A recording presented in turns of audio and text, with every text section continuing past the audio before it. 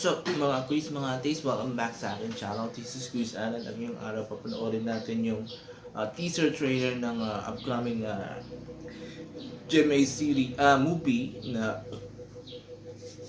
Samahan ng mga makasalanan. So this is the first movie na tambalan na nagtambal sina David Licauco sa Kusanya Lopez.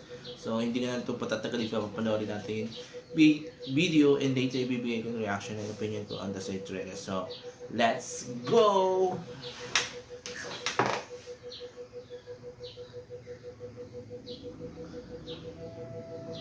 Ganda pa ng Santo Cristo, no? Maaari mo ba akong samahan sa labas? Nandito tayo ngayon sa talagang puso ng Santo Cristo. Ang kalye, makasalanan. Lahat ng service meron kami. Pare nga pala after service. Hand service, oral service. Ipaunod sa akin ng todo-todo ang napakatigas mong baho. Mga online scammers yung mga yan.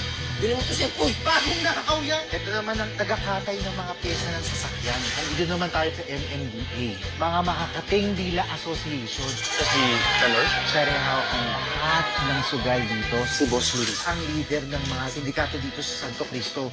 Santo Cristo ang pangalan ng bayan namin. Pero masahol pa talaga sa impyerno tong lugar na to. Welcome to Santo Cristo!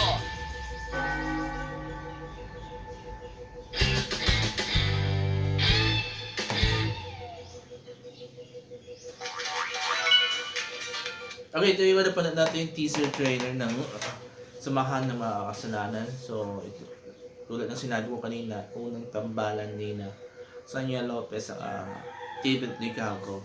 So far, wala pa ako nakukuha ang idea kung ano yung magiging storyline nito. And it seems that may pagka-comedy ang dating nung movie.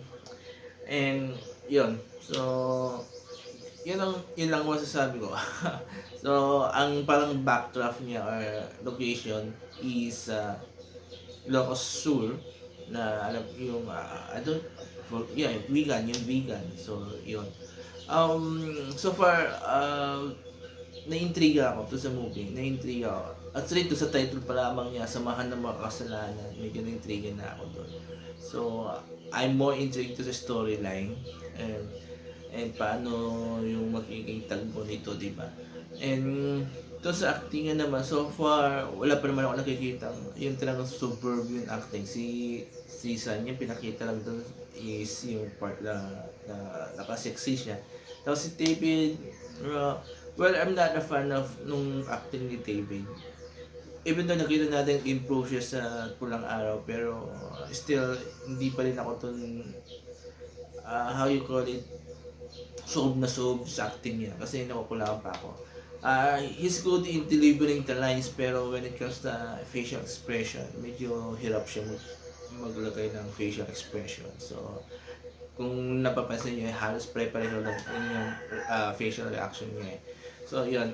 So, I'm not expecting na this will be a very bongacious when it comes to acting kasi nga based on what I saw, para siyang comedy. So, yun. Pero ang gagaling yung mga supporting cast ng movie na si Joel Torre and yung mga comedian ng kapuso comedian, di ba? So, ayan. So, hopefully, this is the first offering ng GMA for this year. And hopefully, this will be successful, di ba? Tulad ng mga unang movies ng GMA.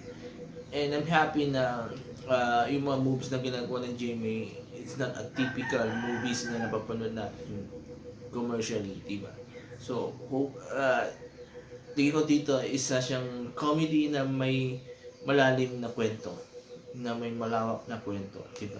So, kasi hindi yung tipong napapanood natin sa ibang movie aspect na comedy na, as in comedy lang, slapstick, di ba? Corny jokes, di ba? So, hopefully this one, this will be a comedy na medyo kailangan gamitan ng utak, di ba? So, yung intellectual comedy, parang ganun dating. So, yun. So, again, I am expecting something from this movie, pero hindi not very high yung expectation, pero I'm expecting something, especially sa storyline. Sa acting, well, magaling na si Sanya. Tulong siya po, magaling na si Sanya.